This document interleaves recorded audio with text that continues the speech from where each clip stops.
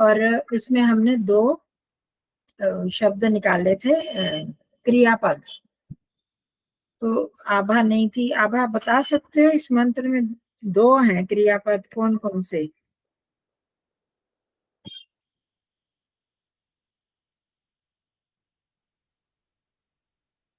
आप लोगों को याद है कौन कौन से क्रियापद? एक रासंता और पात।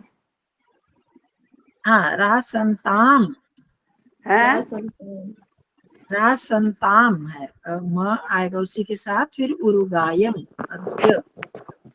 हैं हम्म क्या पूछा जी? मैंने क्रियापद पूछा था, क्रियापद कौन से हैं इस मंत्र में?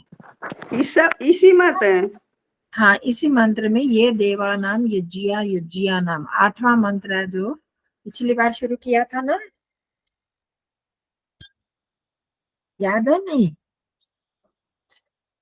सत्यारायण जी मंत्र कराओ जी, किताब खोल ले किताब खोली है ना। तो खोलो ना, मैंने बोला तो है। कौन सा 8वां मंत्र है जी?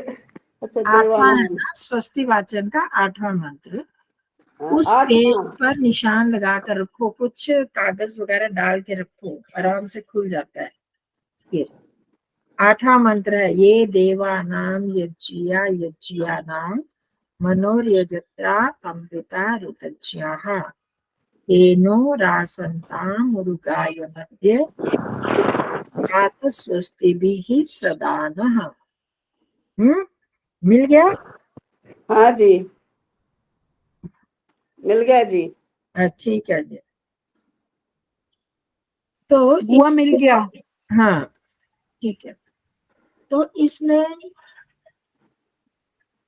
क्रियापद जब तक पता नहीं होंगे मंत्र का अर्थ हम नहीं कर सकते। कर्ता रसांता। रासंताम और पात रसांता। है। क्या बोला? अकमृता। ऐसे बोलते जा रहे हो, मैं क्या पूछ रही हूँ क्रियापद कौन कौन से हैं? जो क्रियाएं हैं, जो जिनसे वाक्य बनेगा कि ये करो, ये खाओ, वो करो, यजिया। है। देवा नाम यजिया। पिछली बार हमने किया था ना, ऐसे ही थोड़ी बोलते जाओगे कुछ को भी। किया था देवानाम जी। बुआ रासनताम और दूसरा कौन सा है? पात, यूयम पात स्वस्ति भी सदाना है ना, तो पात। हाँ, पात ठीक है। पात पात। रासनताम और पात। हाँ, रक्षा करो। रासनताम का क्या मतलब होता है? हाँ, अभी हम अर्थ करेंगे, अर्थ तो हमने करे नहीं। ठीक। पात, हाँ पात है। तो ये सब शुरू करते हैं रासनताम मतलब, और उनके साथ हम वाक्यों को जोड़ेंगे। तो ये शब्द है, ये से शुरू होगा, ये कर्ता हो गया। कौन, ये मतलब का क्या है? यह यौ ये, इसका क्या अर्थ बनेगा? जो जो। है, ये सर्वनाम शब्द है ना, यह यौ ये जो। अब जी। कौन जो? अब उनके आगे उनकी विशेषताएं बताई। कौन है वो? जो है देवानाम।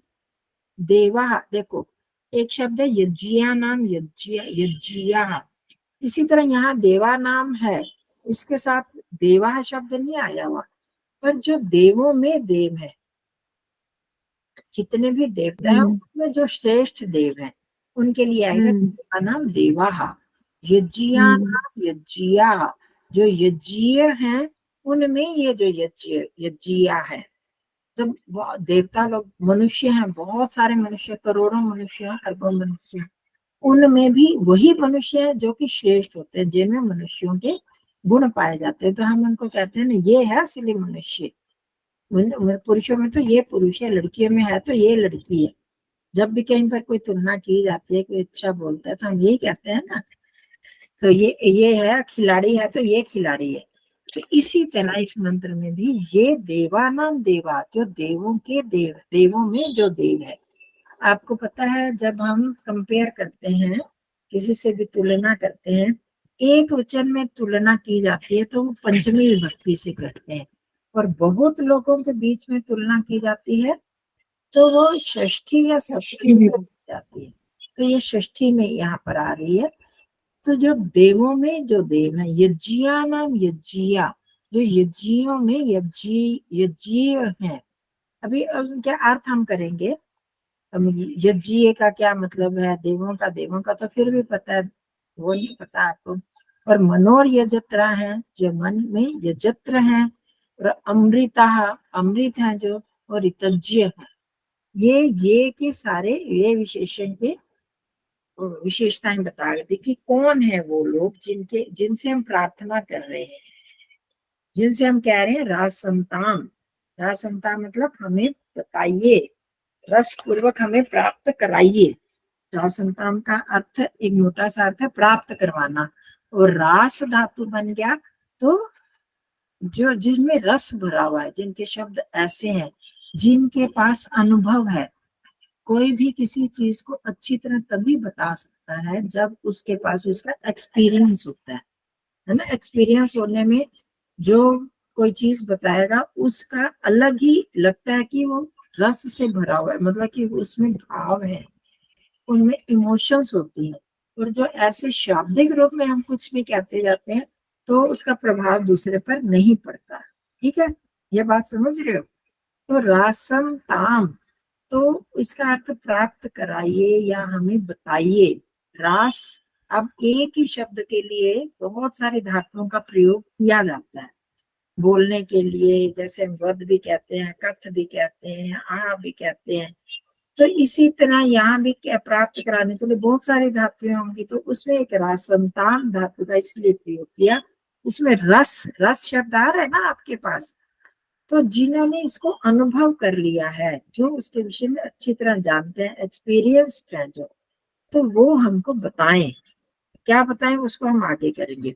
तो सबसे पहले जो के लिए हम यहाँ कर रहे हैं देवानाम। तो मुख्य चीज होगी देव, देवों में जो देव है, यज्ञियों में जो यज्ञ है, और ये जो यजत्र है, और अमृत है, और ऋतज्ञ है। ये 5 तरह के लोग हो गए, देव, यज्ञीय, यजत्र, अमृत और ऋतज्ञ। ये कैटेगरीज है अलग अलग लोगों की। ठीक है, ऊपर ऊपर चढ़ते जा रहे हैं अलग अलग कैटेगरीज। इतनी बात समझ में आ गई? सबको पता चला। देव, यज्ञीय, यजत्र, अमृत और ऋतज्ञ, ये 5 स्तरों के लोग हैं। बोलोगे कुछ? ऋतज्ञ क्या हुआ? मैं बता रही हूँ, सारा बताऊंगी ना, अभी अर्थ तो बताऊंगी। तो पहले मोटा मोटा इस 5 शब्दों को तो करो। ये 5 तरह के कैटेगरीज है। आचार्य जी एक बार बताओगे, मनोर या जत्रा का मतलब? मतलब तो मैंने अभी किसी का भी नहीं बताया ना, है? मतलब तो अभी मैंने किसी का बताया ही नहीं है। अच्छा, ठीक है। शब्द शब्द बता रही हूँ। अब वो आप लिखो, उसके बाद फिर मतलब बता रही हूँ ना। तो ये मैं नाम लिए हैं, एक जैसे पारिभाषिक होते हैं ना, टेक्निकल टर्म्स जो होती हैं किसी भी चीज में। अब देव एक अलग कैटेगरी होगी, एक अलग श्रेणी होगी, यज्ञ अलग श्रेणी होगी, उनसे धीरे धीरे ऊपर ऊपर बढ़ते हुए है। ठीक है, तो अब ये जो देव है, हम मनुष्यों में जब करते हैं तो देवों को तो हम बड़ा ऊंचा मानते हैं ना, देवों को हम उच्च श्रेणी का मानते हैं, बड़ा है? मानते हैं। हाँ, तो अब यहाँ पर जो बताया है इस मंत्र में, देव सबसे निचले स्तर के, उनसे ऊपर यज्ञ है, उनसे ऊपर यजत्र है, फिर अमृत है, फिर ऋतज्ञ। ठीक है, इन ये श्रेणियों का हमको नहीं पता था, हम सामान्य भाषा में इनका प्रयोग करते भी नहीं। ठीक है, बात आ रही है समझ में? कठिन तो नहीं लग रहा है? अंजना जी, शशि दीदी, सब बताओ। हाँ हाँ, बोलो कुछ। हाँ जी, आ रही है समझ। तो इनमें जो देव वो है जो कि संसार को उन्नत करने के लिए कुछ ना कुछ उसमें सहयोग करते हैं, उसको संसार को ईश्वर के अनुशासन में रहकर, तो ईश्वर की आज्ञा का पालन करते हुए जो लोग संसार को उन्नत करने के लिए, संसार को मतलब इस संसार के लोगों में अच्छाई को फैलाने के लिए कुछ ना कुछ अपना सहयोग करते रहते हैं, ठीक है, आध्यात्मिक दृष्टि से भी और भौतिक दृष्टि से भी। हम देव किसको कहते हैं सामान्य भाषा में? जो देता है, जो कुछ देता है उसको बोलते हैं ना देव। देवो दानात, और कितनी बार मैंने बताया। तो अब ये जो देव क्या देते हैं? ज्ञान भी देंगे, किसी को धन इत्यादि भी दे सकते हैं, कुछ और सहायता है वो भी दे सकते हैं, परंतु ये देते हैं किस लिए? संसार को उन्नति करने के लिए, और ऐसे ईश्वर के नियमों का भंग नहीं करते। बहुत सारे चोर डाकू हैं, वो भी देते हैं, दूसरों की हेल्प करते हैं, परंतु वो नियमों का भंग हो गया ना, उन्होंने डाका डाला, चोरी करी और फिर दिया किसी को, अपने परिवार को ही चाहे दे तो भी, परंतु वो ईश्वर की नियमों का उल्लंघन करके आगे बढ़ते हैं, वो सहायता करते हैं। परंतु देव क्या करते हैं? अपने आप को अनुशासन में रख कर फिर लोगों को देते हैं, और इसके बदले में लोग उनकी प्रशंसा भी करते हैं, और उनका मन में चाहिए होता है कि हम, मतलब लोग हमें अच्छा भी कहें, और उसमें इससे उनमें एक अहम की भावना भी आ जाती है, मैंने किया, फिर लोग उनकी प्रशंसा भी करते हैं, तो उनमें एक अहम की भावना भी आती है। ये हो गए देवों के गुण बता रही हूँ। तब देव वैसे बहुत अच्छे हैं, हम मनुष्यों का जब हम कंपेयर करेंगे तो इस सब, हम सामान्य मनुष्य किसी की सहायता बहुत कम करते हैं, दूसरों के लिए कम देते हैं, मेरे को अपना ही टाइम नहीं है करने के लिए, परंतु देव लोग करते हैं, पर उसके बदले उनके मन में इच्छा रहती है कि लोग मेरे को अच्छा भी कहें, कि लोगों ने मतलब इसने बहुत अच्छा काम किया, ये कितना अच्छा काम कर रहा है संसार के लिए, ये भी कर रहा है वो भी कर रहा है। तो ऐसे जब करते हैं, बड़ाई करते हैं, वो क्यों इच्छा होती है फिर कि मेरे को अच्छा कहें, तो जब वो हो जाते हैं तो फिर अंदर ईगो आ जाती है ना, अहम की भावना, घमंड की भावना आ जाती है, तो ये देव की कैटेगरी में आता है, ठीक है। हम अभी तक अच्छा समझते हैं देवों को, अच्छा काम करते हैं, इतना पक्ष जो है बहुत अच्छा है, परंतु जो दूसरा पक्ष है उसमें थोड़ी सी कमी है, कि उसमें वो फिर भी प्रशंसा करते हैं, अगर कोई प्रशंसा ना करे तो उसमें उनको थोड़ी सी परेशानी हो सकती है, कि लोग मानते नहीं मेरे, जो मैंने अच्छा किया उसको समझते भी नहीं। अब उससे ऊपर की कैटेगरी के लोग आए यज्ञ। यज्ञ का मतलब समझते हो? जिनका जीवन यज्ञ में है। हम यज्ञ में क्या करते हैं? स्वाहा इदन्न मम करते हैं ना, तो यज्ञ करने वाले यज्ञीय हो गए, है उसमें ई की मात्रा लग गई, जिनका यज्ञ है, जिनका जीवन यज्ञ में है, तो वो हो गए यज्ञीय। आई बात समझ में? यज्ञ से संबंधित है जो यज्ञ करते हैं, और यज्ञमय जीवन हो गया, जिनके जीवन में ही यज्ञ आ गया, तो वो क्या हो गए? यज्ञीय। इतनी बात हुई क्लियर? तो अब ये यज्ञ का क्या मतलब होता है? हम जब भी करते हैं इदन्न मम स्वाहा, जब भी यहाँ हम समर्पित कर देते हैं दूसरों को, अग्नि को समर्पित किया, जिस भी देवता के लिए आहुति दी उसको समर्पित किया, ये मेरा नहीं है। तो अब ये जो लोग दूसरों के उपकार का काम करते हैं, दूसरों की भलाई करते हैं, तो उसमें भी यही भावना रखते हैं कि ये मेरा नहीं, ये तो मेरा कर्तव्य था।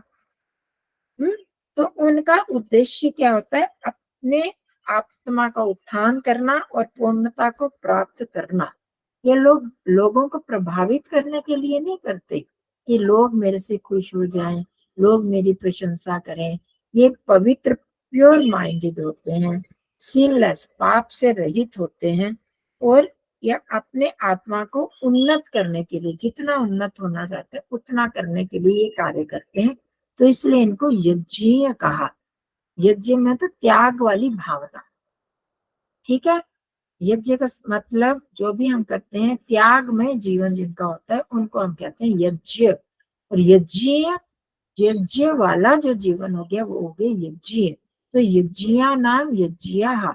तो ये जो त्याग में जीवन है जिन लोगों का, उनमें जो यज्ञ श्रेष्ठ व्यक्ति हैं, कौन है वो?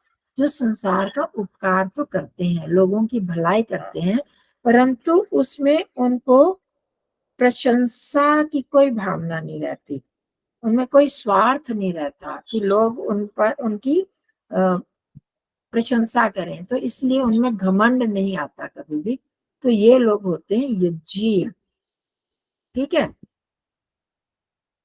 देव पूजा, संगतिकरण और दान, ये सुना हुआ आप लोगों ने यज्ञ में। आप बोल रहे हो कुछ आभा? घर में बात कर रहे हो, इधर कर रहे हो, तो फिर म्यूट मैंने किया हुआ आपको। घर में बात कर रही बुआ। अच्छा, तो इतना क्लियर हुआ सबको? हम यज्ञ में जीवन कहते हैं, तो उसमें यज्ञ के जो जो सत्संगों में जाते हैं सब ने सुना होगा, यज्ञ धातु से बना है देव पूजा, संगतिकरण और दान। देवों की पूजा करना मतलब लोगों को देना, उनको प्रसन्न करना, जो भी पूजनीय लोग हैं, सम्माननीय लोग हैं, उनका सम्मान करना और त्याग पूर्वक करना है। संगतिकरण, दूसरों से मिल मिलाकर रहना, संगतिकरण और दान देना। ठीक है। ये 3 अर्थ थे, वो तीनों अर्थ यज्ञ में आ जाते हैं। हम ये जो सामान्य यज्ञ करते हैं, रोज अग्निहोत्र करते हैं, उसमें तो ये 3 चीजें आती है ना। देव पूजा, देवताओं की पूजा कर रहे हैं ना, जो भी सामग्री घी इत्यादि डाल रहे हैं, देवों को दे रहे हैं। संगतिकरण, सारे मिलजुल कर सारी चीजों का भी संगतिकरण किया, और जो जो बैठ के कर रहे हैं वो भी संगतिकरण हो गया। और दान तो देते ही हैं, उसमें सामान डालते हैं, सामग्री, अच्छी अच्छी चीजें देते हैं, तो ये हो जाता है यज्ञ। तो उन यज्ञों में जिनका जीवन ऐसा हो जाता है वो हो गए यज्ञीय। तो वो लोग जो देव हैं, देव भी अच्छे हैं, मनुष्यों से तो बहुत अच्छे हैं, परंतु उनमें थोड़ी सी बात रहती है कि हमारी कोई प्रशंसा करे। और फिर यज्ञ उससे भी ऊपर हो गए, उनमें कोई भी ये भावना नहीं रहती, उनमें वो अहंकार में नहीं फंसते, ना ही कोई उनका प्रशंसा करे, ऐसी कोई बात आती है। तो इसलिए हो गए। फिर आगे आ गए ऋतज्ञ, नहीं मनोरिय जत्रा हो गया। ठीक है, तो हम इतना ही अभी करेंगे। ये अंजना जी को कहा हुआ हमने 4:45 तक, इन्होंने भी समाज में जाना होता है। तो आज हमने इतना समझना कि जो जो देव है, देवों में देव है, यज्ञियों में जो यज्ञीय है, तो समझ आ गई। देव तो वो हो गया, वो दो लोगों को देते हैं, परंतु साथ में उनकी एक भावना बनी रहती है कि लोग मेरे को अच्छा समझे, प्रशंसा करें। और यज्ञीय जो लोग हैं वो उनसे भी बढ़कर हैं। तो जो प्योर हार्टेड है, अच्छा उनका मन पवित्र है, पाप रहित है, परंतु वो उपकार करते हुए उनमें प्रशंसा प्राप्त करने की कोई भी इच्छा नहीं है।